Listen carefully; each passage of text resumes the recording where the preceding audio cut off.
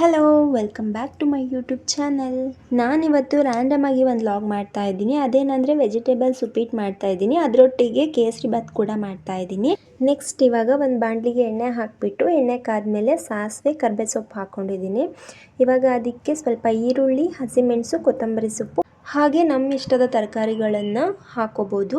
ನಾನು ಇದರೊಟ್ಟಿಗೆ ಸಬ್ಬಾಸಿಗೆ ಸೊಪ್ಪು ಕೂಡ ಹಾಕೊಳ್ತಿದ್ದೀನಿ. ಇವಾಗ ಇದಕ್ಕೆ ಈರುಳ್ಳಿ, ಹಸಿಮೆಣಸನ್ನ ಹಾಕಿ ಚೆನ್ನಾಗಿ ಫ್ರೈ ಮಾಡ್ಕೋಬೇಕು.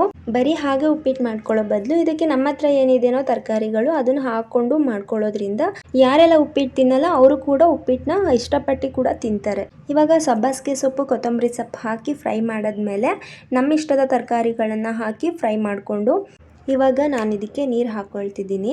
1 ಕಪ್ ರವೆ ತಗೊಂಡ್ರೆ 2 ಕಪ್ ನೀರು ಹಾಕಬೇಕು. ನಿಮ್ಮೆಲ್ರಿಗೂ ಗೊತ್ತೇ ಇರುತ್ತೆ. ಸಾರಿ, ನಾನು ರವೆ ಹಾಕೋ ವಿಡಿಯೋನೇ ಮಾಡಲಿಲ್ಲ. ಇದು ಸೂಜಿ ರವೆ ಆಗಿರೋದ್ರಿಂದ ಒಂದು ಕೈಯಲ್ಲಿ ತಿರುಗಿಸ್ಕೊಳ್ತಾ ಇನ್ನೊಂದು ಕೈಯಲ್ಲಿ ರವೆ ಹಾಕ್ಕೊಳ್ಬೇಕು, ಇಲ್ಲ ಅಂದರೆ ಗಂಟಾಗುತ್ತೆ. ಇವಾಗ ಇದಕ್ಕೆ ಒಂದು ಅರ್ಧ ಹೋಳು ನಿಂಬೆಹಣ್ಣು ಹಿಂಡಿದ್ರೆ ಉಪ್ಪಿಟ್ಟು ರೆಡಿ ಆಗುತ್ತೆ. ಇವಾಗ ಇನ್ನೊಂದು ಒಲೆ ಮೇಲೆ ಕೇಸರಿ ಬಾತ್ ಮಾಡೋಣ ಅಂತ ಒಂದು ಸ್ವಲ್ಪ ತುಪ್ಪ ಹಾಕ್ಕೊಂಡಿದ್ದೀನಿ. ತುಪ್ಪ ಜಾಸ್ತಿನೇ ಹಾಕ್ಕೊಂಡಿದ್ದೀನಿ. ಆಮೇಲೆ ಗೋಡಂಬಿ, ದ್ರಾಕ್ಷಿ ಎಲ್ಲ ಫ್ರೈ ಮಾಡಿಕೊಂಡು ಪಕ್ಕಕ್ಕೆ ಎತ್ತಿಟ್ಕೊತೀನಿ. ಇವಾಗ ಅದೇ ಪಾತ್ರೆಗೆ ರವೆ ಹಾಕ್ಕೊಂಡು ಫ್ರೈ ಮಾಡ್ಕೊತಿದ್ದೀನಿ. ರವೆ ಎಲ್ಲ ತುಪ್ಪದಲ್ಲಿ ಫ್ರೈ ಆದಮೇಲೆ ಯಾವ ಕಪ್ಪಲ್ಲಿ ರವೆ ತೊಗೊಂಡಿರ್ತೀವಿ ಆ ಕಪ್ಪಲ್ಲಿ 2 ಕಪ್ ನೀರು ಹಾಕಬೇಕಾಗತ್ತೆ. 1 ಕಪ್ ರವೆಗೆ 2 ಕಪ್ ನೀರು ಹಾಕಬೇಕಾಗತ್ತೆ.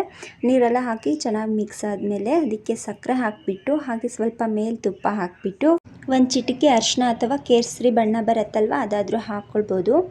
ಆವಾಗಲೇ ಏನು ತುಪ್ಪದಲ್ಲಿ ಫ್ರೈ ಮಾಡಿ ಇಟ್ಕೊಂಡಿದ್ವಿ ಗೋಡಂಬಿ, ದ್ರಾಕ್ಷಿನ ಅದನ್ನು ಹಾಕ್ಕೊಂಡು ಮಿಕ್ಸ್ ಮಾಡ್ಕೋಬೇಕು.